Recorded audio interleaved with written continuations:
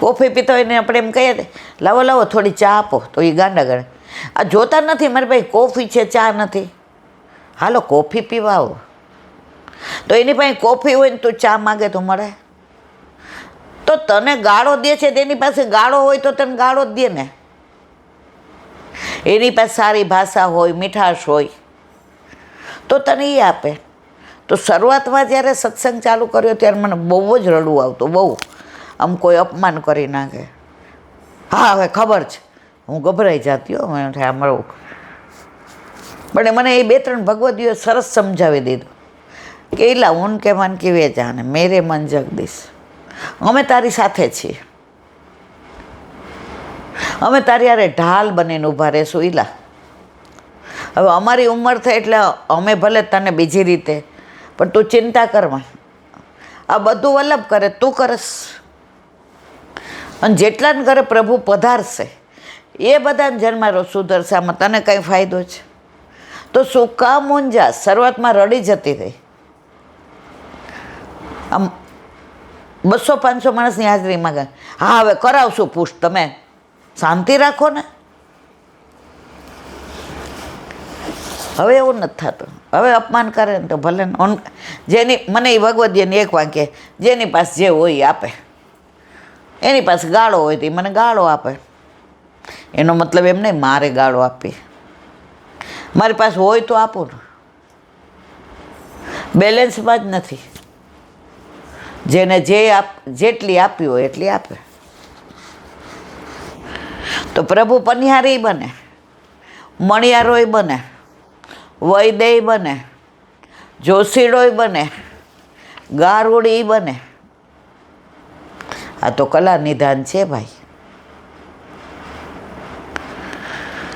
બીજી કથા પ્રમાણે પ્રભુ પનિહારીના રૂપે અહીં જળ ભરવા પધારેલા. અહીં ભાવાત્મક રૂપે શ્રી યમુનાજીની કુંજ ગણાય છે. આ કુંડના કિનારે શ્યામ ગૌર તમાલ છે, તેને યુગલ સ્વરૂપ વૃક્ષ કહે છે. શ્યામે છે ને ગૌરે છે તમાલનું વૃક્ષ, એટલે આને શું કહે છે? યુગલ સ્વરૂપ વૃક્ષ. આપણે વ્રજમાં ટોડના ઘરના જઈએ ને, જતીપુરાથી 5-7 કિલોમીટર થાય, કદાચ એનાથી ઓછું થતું હોય. ત્યાં એક વૃક્ષ છે, એમાં 5 આંબોય છે ને આસોપાલવ હોય છે ને કંદય છે ને જાંબુય છે. 5 પેલા થોડેક છે અને 5 અંદર પેલા છે. તો આવું તો વ્રજમાં ઘણું બધું છે. સુરદાસી ગાય છે, કિશોરી અંગ અંગ ભેટી શ્યામ હે. આ શ્યામ તમાલ વૃક્ષ છે, એ શ્યામ ગૌર છે. તો હવા આવે ને તો આમ શ્યામ અને ગોરું બે એક થઈ જાય, ભેટી પડે. તો સુરદાસજીને આંખો નહોતી, છતાં એ દર્શન થાય છે ને. એટલે સુરદાસજી કીર્તન ગાય છે, કિશોરી અંગ અંગ ભેટી શ્યામ હે, બોલો વલ્લભાધીશ.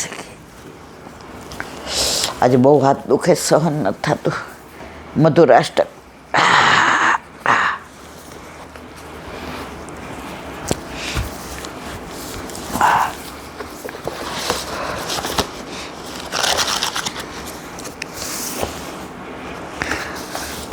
કાલે આપણે ખંડિતાનું અને પરકીયા અને સ્વકીયાનું જોયું. હવે આજે આગળ ગોપિકા કહે છે, એ કાલ આવી ગયો. એક રંગ શ્યામ સદા તુમ, આજ ભયે પચરંગ. એક રંગ શ્યામ સદા તુમ, આજ ભયે પંચરંગ. ચંદન વદન અધરન અંજન, પીક કપોલ સુરંગ. મધુરાજ પરની ટીકાઓમાં આચાર્ય વિવિધ કલ્પનાઓ કરી છે. લક્ષ્મીજી, શશી, રઘુનાથજીના પ્રિયાજી, સીતાજી, આ બધાને લજ્જા પમાડે એવા રસરૂપ શ્રી સામનેજી પધારે છે. મદમસ્ત ગજરાજની જે મસ્ત ચાલે, લટક મટક ચાલતા ધીરે ધીરે, નુપુર વગેરેનો અવાજ ન થાય એમ દબાતા પાછળથી આવી ગોવર્ધનનાથજીની દ્રષ્ટિ બચાવીને આપ શ્રીના શ્રીમુખને ચુંબન કરે છે. તેથી બંને હોઠ પર તાંબુલ રસની છાપ પડી જાય છે. વારંવાર સામનેજીની અધરોના સ્વરથી પ્રભુના અધર આટલા ચણોઠી સા આરક્ત શોભી રહ્યા છે. આવ્યો ને? હોય નહીં અમથા અમથા રાતા રાતા ચણોઠી સા આટલા રાતા હોઠ. એનું રહસ્ય અહીંયા કવિ આપણને સમજાવ્યું. સ્વામીજી નિત્ય શ્રીનાથજી બાવાના પોતાના મનના મનોરથ એવા શૃંગાર શ્રી મહાપ્રભુજી દ્વારા ધરાવે છે અને મધ્યાહન સમયે મિલનનો સંકેત પ્રિયતમને આપે છે. મનમાં એવો ભાવ છે કે પોતાના મુખમાં તાંબુલનો રસ છે તે ગોવર્ધનનાથજીના અધર પર તાંબુલ રસથી બંને હોઠની મોર મારી એવો સંકેત કર્યો કે રાજભોગ પછી ગોચારણના બહાને નિકુંજમાં પધારજો. જો માળાજી હોય ને એમાંય થાક આવે કે પ્રભુ અહીંયા પધારજો. થાક લાવે કે ને તો આ કુંજમાં બેસજો. અને આ ચંપો છે ને મેં આડો ભર્યો છે તો ત્યાંથી આમ આડા વળી જજો. અને આ મણકો છે ને ત્યાં બધી વૃક્ષની વનરાઈ છે, ત્યાંથી સીધા આવજો. એટલે માળાજી આપણે કરીએ ને એમાંય ભાવના છે કે પ્રભુના આવવાનો રસ્તો બતાવીએ છીએ. જોજો તમે કોઈક વાર ચંપો હોય ને તોય ભૂલી જાય આપણે. માં તો ઘણીવાર એવું થાય. ઘણીવાર આપણે નક્કી કરીએ કે આજે ગુલાબનો જ આટલો મોટો થાક બનાવવો છે તો વચ્ચે મોગરો આવી જાય. તો સામનેજી કહે છે કે અહીંયા આજે આવી રીતે પ્રભુ પધારવાના છે. તો માળાજી કોણ સિદ્ધ કરાવે? સામનેજી. તો થાક કેવો કરવો મણકો એ સામનેજી નક્કી કરે છે કે કયા રસ્તે પ્રભુને પધારવું એમ.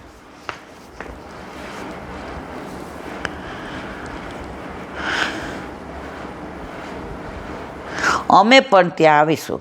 સામનેજીના અધરોની છાપ ઠાકોરજીના અધર પર પડતા સંયોગ અને વિપરક યોગ શૃંગાર ભાવ જાગૃત થાય છે. આનંદ સાગરમાં ડૂબેલા આ યુગલ સ્વરૂપની ઝાંકી થતાં શ્રી મહાપ્રભુજીના હૃદયમાં પરમ આનંદ ઉભરાય છે. તે પ્રેમ રસનો અનુભવ થતાં એ રસ બહાર પ્રગટ્યો અને શ્રીમુખમાંથી સરી પડ્યું અધરમ મધુરમ.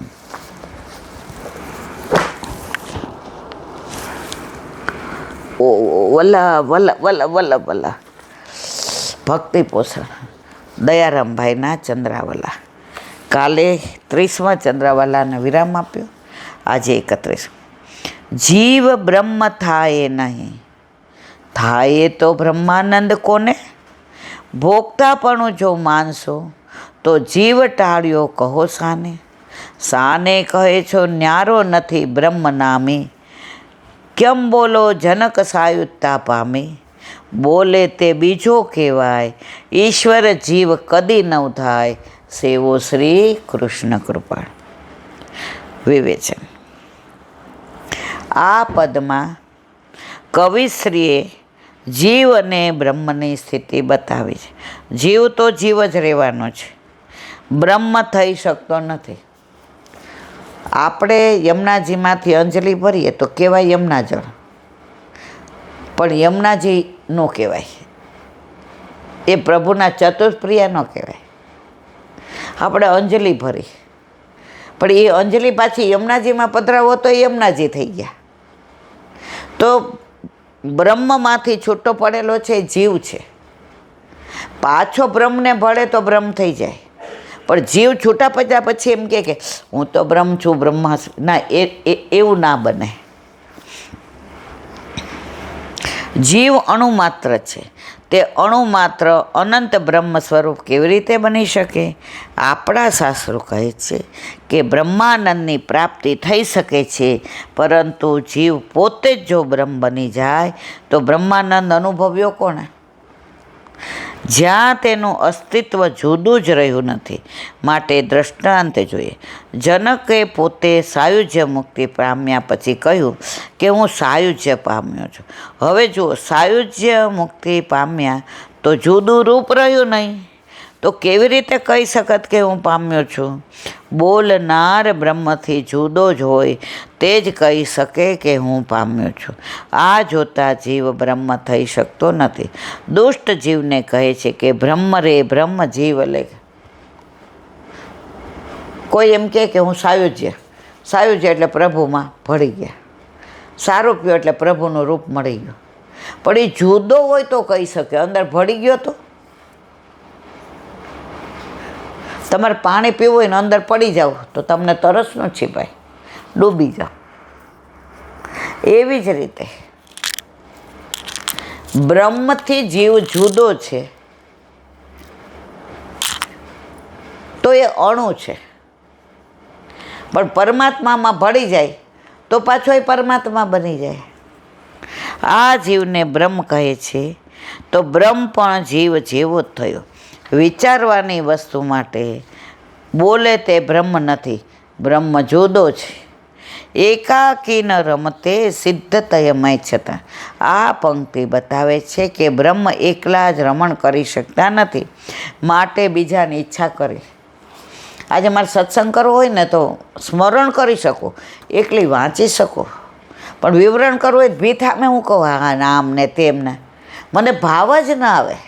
તમે સામે બેઠા છો, ઠાકોરજી બિરાજે છે, તો તમારા મોઢાના હાવભાવ, તમારી બોડી લેંગ્વેજ, તમારું હલનચલન, તમારા આંખના ભાવની વૃદ્ધિ, વધુ થવું ઓછું થવું, આ બધાથી ને મને આનંદ આવે છે,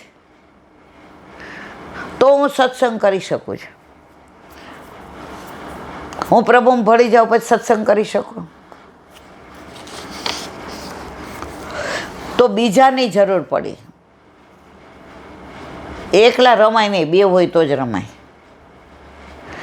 એકમાંથી બે કર્યા પછી અનેક થયા. ક્રિકેટ રમવું હોય તો કેટલા ટીમ જોઈએ ને? બે. બેટિંગ વાળો જોઈએ ને, ફિલ્ડિંગ વાળો જોઈએ ને, અમ્પાયર એ જોઈએ ને, બધું જોઈએ તો રમતની મજા આવે. ઓલો એકલો બોલ પકડે કે બેટ પકડે? એટલે એકમાંથી બીજો ઉત્પન્ન થયો અને બીજામાંથી અનેક થયા અને આ સૃષ્ટિનું સર્જન કર્યું.